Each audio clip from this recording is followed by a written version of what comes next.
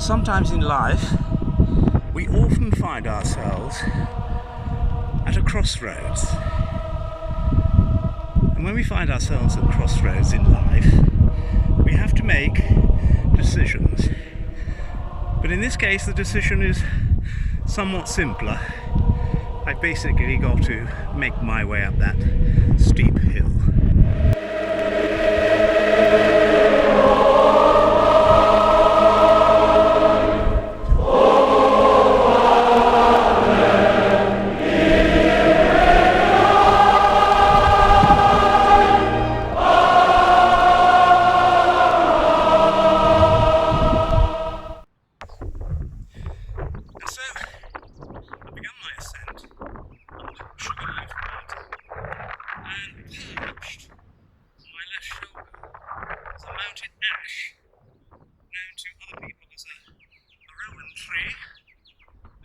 Notice the copper-coloured fruit on said ash, just behind me. Standing there on its own,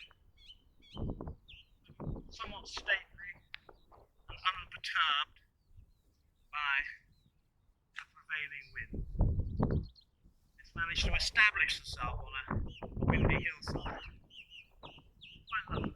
Mountain ash, rowan tree.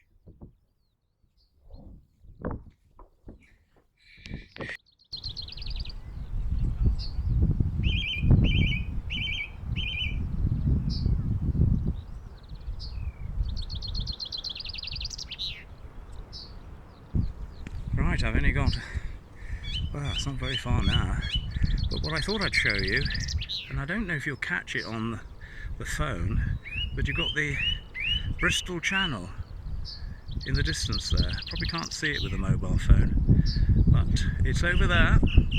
Nestled in the valley there is Abergavenny, but beyond it, the very far distance, well, I've stopped for a slight breather.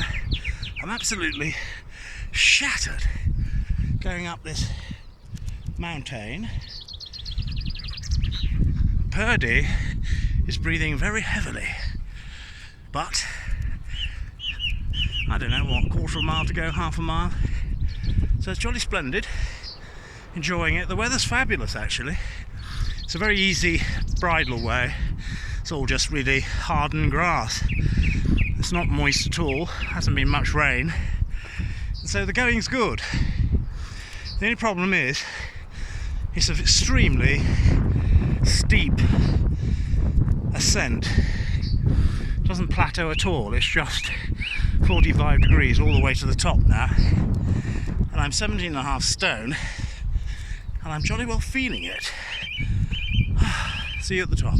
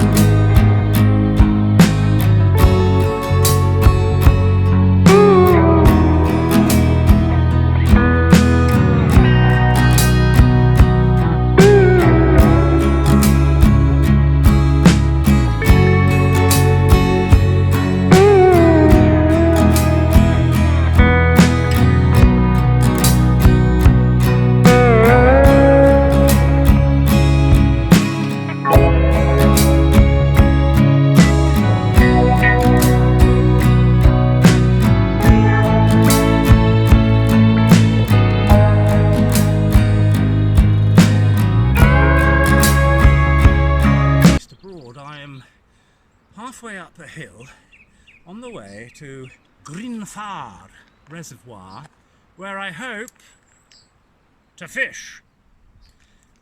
Concealed within this small piece of fabric is a telescopic rod. I tend to extend it and fish from it in said reservoir for trout. I'm not expecting to catch anything. It's a very bright day, very hot day. I don't know if there'll be any movement. I'm only going to spin. I've brought some spinners with me. Very lightweight kit today. And over my shoulder, my left shoulder, you will espy a promontory which is known as, I think, Grywne in Welsh, which is the highest mountain, I believe, in the this particular mountain range in the Black Mountains. Can't remember what it stands at the moment, but there it is behind me. I won't be going up there today because I'm fishing, and I also want to visit a Bothy. I'm going to make an entirely separate video of ascending that particular mountain behind me, but do continue with me on my journey. Say a prayer as I ascend this part of the mountain that I might catch a fishy. I'm not expecting to, really. It's just I want to test this telescopic rod, put it through its paces. See you further up.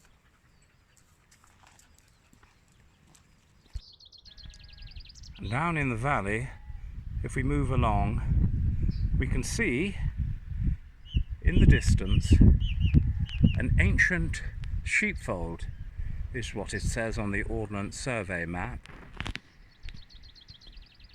You can just make it out down at the bottom. Quite wonderful.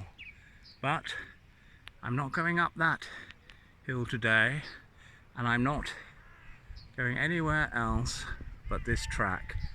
So we can see it won't be long before the reservoir comes into view. And there we are. My hand will be shaking because I've got 5 times magnification, but you'll get a better view of the ancient sheepfold down in the valley.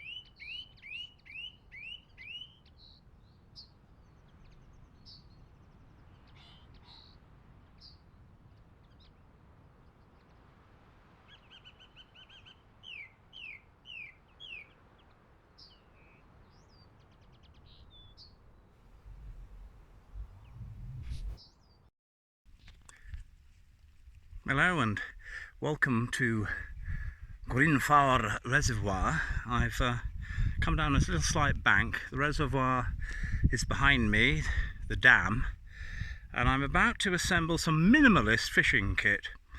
I had packed all my lovely fishing kit at home to bring with me in my safari bag and loaded up the car. Halfway down the journey to Wales, I realised when I looked behind me that I had forgotten all my fishing kit. So whilst I've been down in Wales, I have purchased, borrowed, begged certain items. I'm now going to turn the camera around.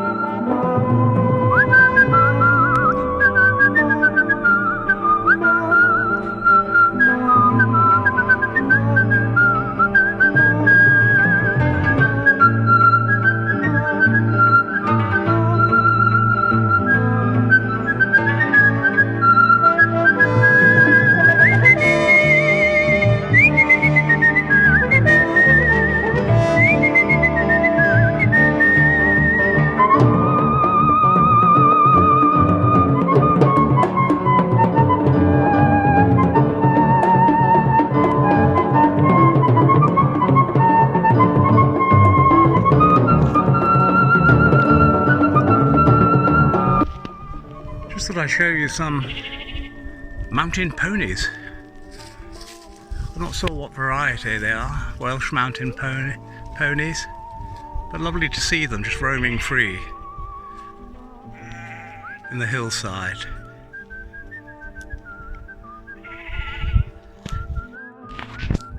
We're now at the tail end of the reservoir. As you can see, it looks absolutely beautiful. Water level's really down, which are forming a sort of a beach. I might go down there and do a short swim before retiring home, and maybe a little bit more fishing. As we go up, you see in the distance a Bothy, and that is where we are now headed.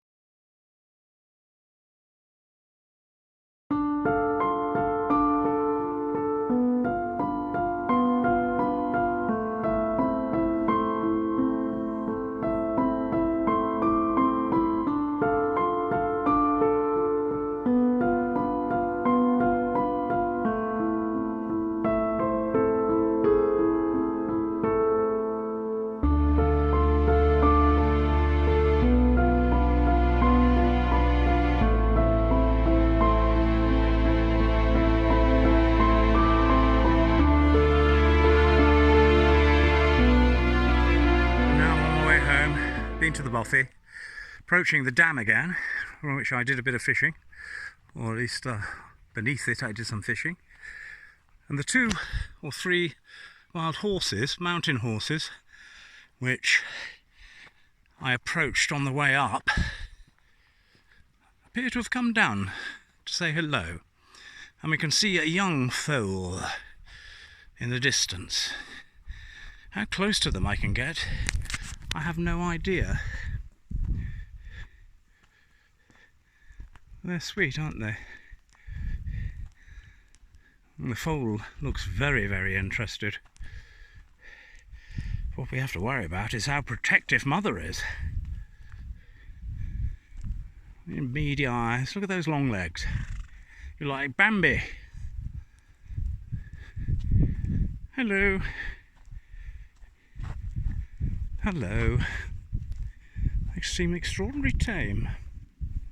Hello. Off they go. Look at those. Aren't they marvellous? Purdy's behind me. She's not sure what to make of them. Living completely wild and free. Totally wild and free. Hello.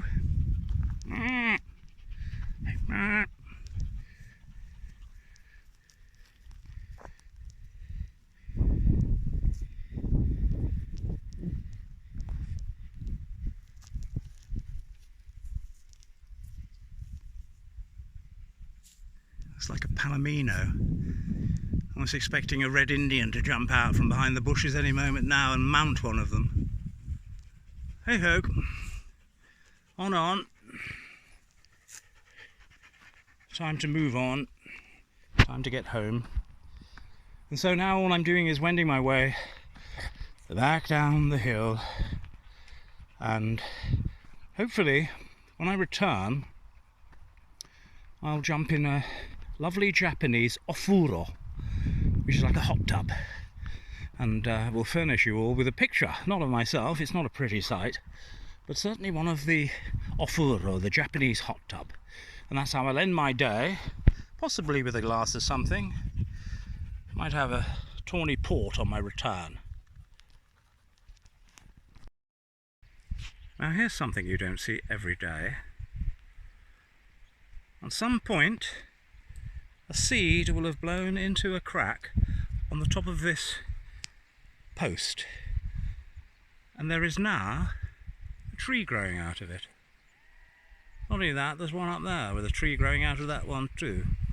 But I'm headed right down there, beyond into the valley below.